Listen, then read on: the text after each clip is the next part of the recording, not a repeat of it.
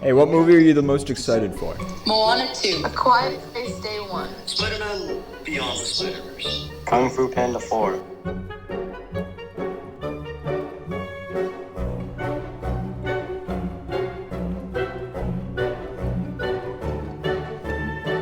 Kung Fu Panda 4. Deadpool and Wolverine. That new Deadpool movie. Oh, Deadpool and Wolverine for sure.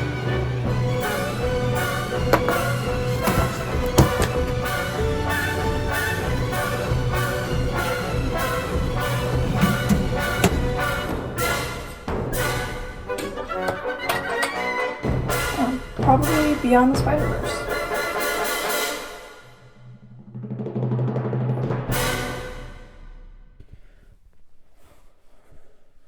Everything's fine. We're fine. Everything is fine. It's okay. We're good. We're fine and dandy. Everything is fine.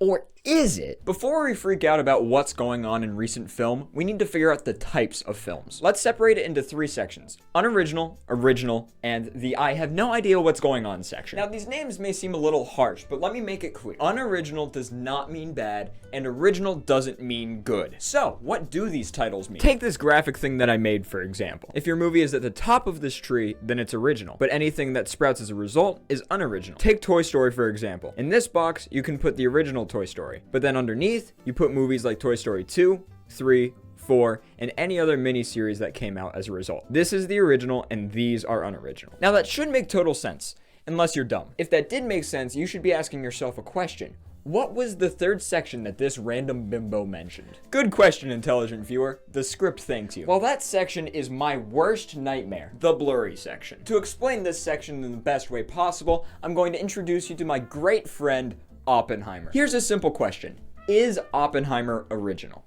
Let's run it through the graph. Since Oppenheimer has no sequels or anything, that means it just sits there. That's called a standalone movie. There's no other Oppenheimer movies, so that means it's original, right? Well, what about books? Or just the dude himself? Robert Oppenheimer is a guy who already existed. Let's separate this into 2 parts. Argument 1 and Argument 2. Argument 1 says that Oppenheimer isn't original. Firstly, there's no previous Oppenheimer movies, therefore it's original. And secondly, there is no secondly. That's the entire argument. Argument number 2 says that Oppenheimer isn't original. It's based on a true story. He's a character that already exists. Now, if a character already exists, that means people can form an opinion on them without watching the movie. Therefore, by definition, Oppenheimer isn't original. Also, did I mention that there's already a book just telling the story of Oppenheimer? It's the same story at the end of the day. So technically, Oppenheimer just reformats information found in other pieces of media, therefore making it unoriginal. So here's the next question.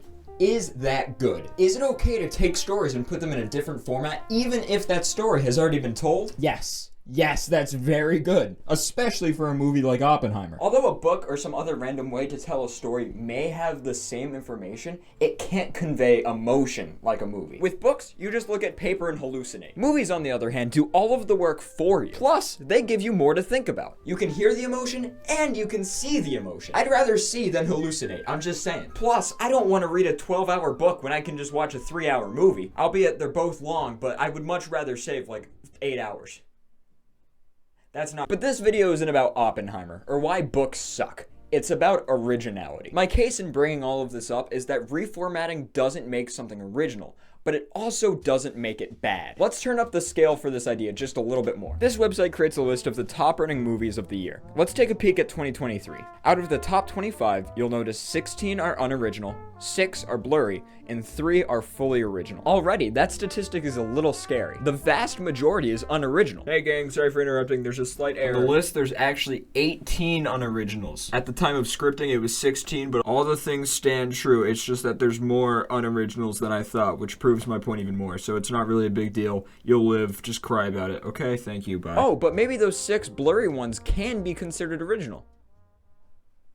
No, they can't. Within those 6, you'll find Barbie, Mario, Oppenheimer, Sound of Freedom, Five Nights at Freddy's, and Taylor Swift Eras Tour. Let's go back to that key question. Are these original? Barbie, unoriginal. It's a recognizable brand with a reputation before the movie. Mario, unoriginal. He's a very well-established video game character. Five Nights at Freddy's, unoriginal. It's based on a video game. Oppenheimer, unoriginal. Based on a true story. Sound of Freedom, unoriginal. Based on a true story. Taylor Swift Eras Tour.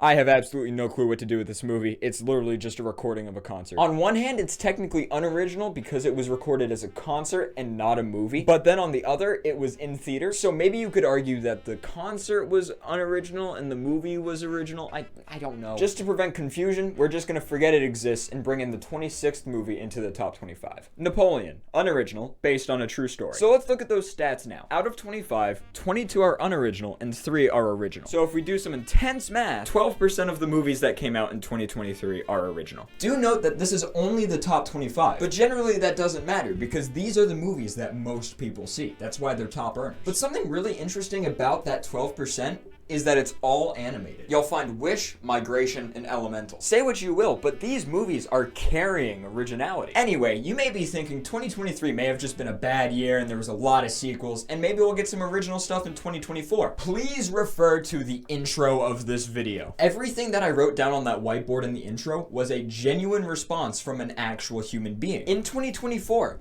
every single movie that someone is looking forward to is unoriginal. So no, sequels are not slowing down, at least for a little bit. All of this info should be raising one question for you. Is originality dying? Yes. Yes, it is. Or is it? 2023 did have a lot of unoriginal material, but that unoriginal material is actually pretty good. Across the Spider-Verse, Guardians of the Galaxy Volume 3, Wonka, Barbie, Oppenheimer. Some were great, some were amazing. There are good things to say about these movies, even though they aren't original. So rather than taking this video as a criticism of originality, look at it as an observation. I am simply observing the fact that there are less original movies coming out. The only concern that should be drawn from this is that one day we're gonna run out. We're gonna need new stuff at some point. What happens when we reach Fast and Furious 32? It's already a stretch having 10 of them. Wait, what's that? What's that? What? Fast X wasn't the 10th Fast and Furious movie? It was the 12th? There's 12 Fast and Furious movies.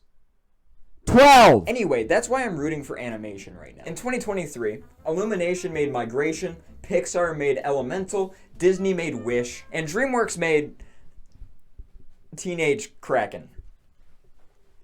Okay, I have respect for most animation studios. Either way, that's still a lot of original material. That's great. But as we look on the horizon to 2024 and years forward, there's no hope. It's only going downhill. Inside Out 2, Kung Fu Panda 4, Despicable Me 4, Moana 2, there's a ton coming out. But if 2023 has taught me one thing, it's that the number after it doesn't matter. The quality does. I recently saw Kung Fu Panda 4, and it was pretty fun. There was a lot of action, it was really funny. I enjoyed it. Is it as good as the previous 3? No. Is it still good? Yes. Plus, the trailer for Inside Out 2 looks great. And that takes a lot to say from me because Inside Out is my favorite movie and I don't want anything to go wrong with it. Please, please don't mess it up. Michael Giacchino, please make the soundtrack for it. Please, I'm begging, please. At the end of the day, it's okay to make unoriginal stuff. It just has to be, well, good. I'm gonna go watch Megamind 2 now.